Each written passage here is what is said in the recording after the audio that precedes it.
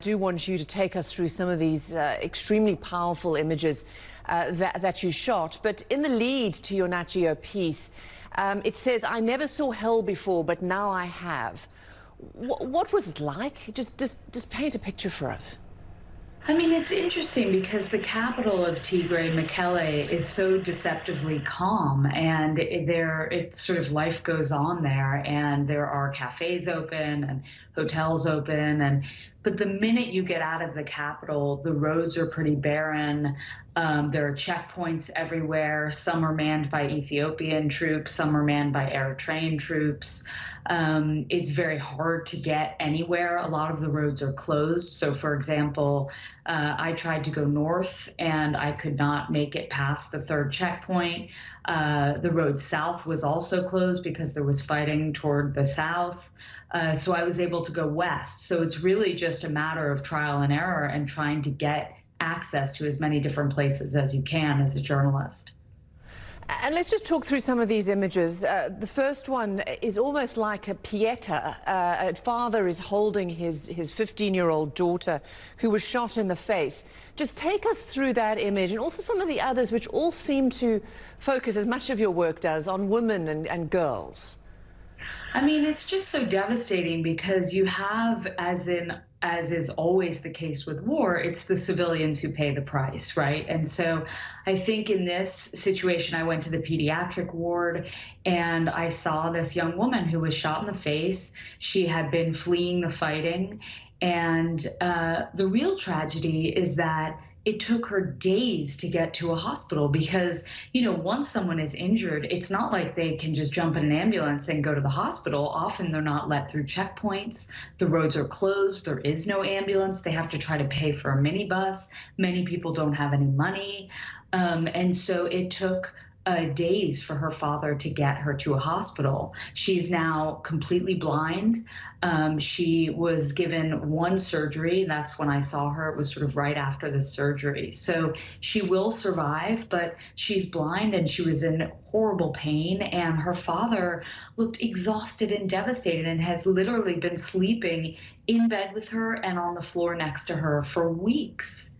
There's another image that's very powerful where a woman who was raped is covered in a shroud as if she wasn't alive. And that disconnect between being alive and dead and then having to live with, say, a rape is very powerful as well. Take us through that image.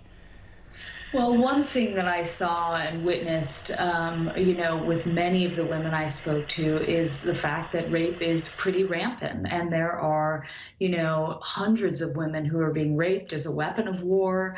This particular woman, Shawit, her children were made to watch. She was gang raped repeatedly. She's HIV positive. She said to the soldiers, "Please, I'm sick, I'm HIV positive." She actually showed them her medication and, you know, at least use protection, and they did not. They just ignored her. And, you know, I think this is something that is going on. The shame, of course, that comes with being raped is something that these women have to carry.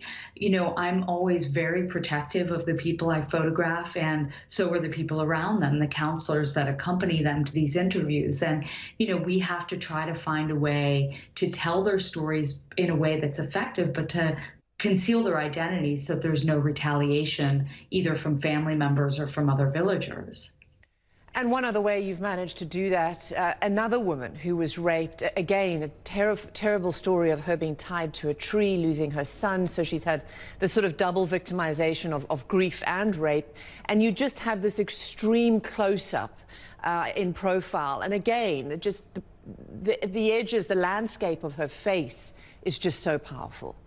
I mean, these stories, they're so unbelievably heartbreaking. Like, you cannot, I've been doing this over 20 years and I can never get my head around how evil people can be. And this is a woman who came in. They're so brave for coming in and telling their stories, for sharing their stories with the world. She was tied to a tree for 10 days, raped at will of any of the soldiers who were in that military camp. Her 12-year-old son was kept at her feet and made to watch. She was in and out of consciousness from the trauma, from the pain, the exhaustion.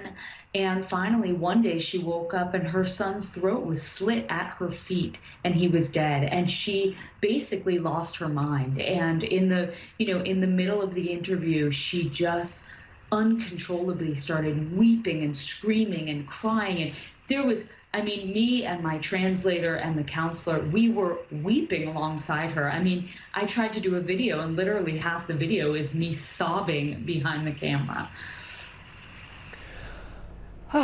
Thank you very much for bringing us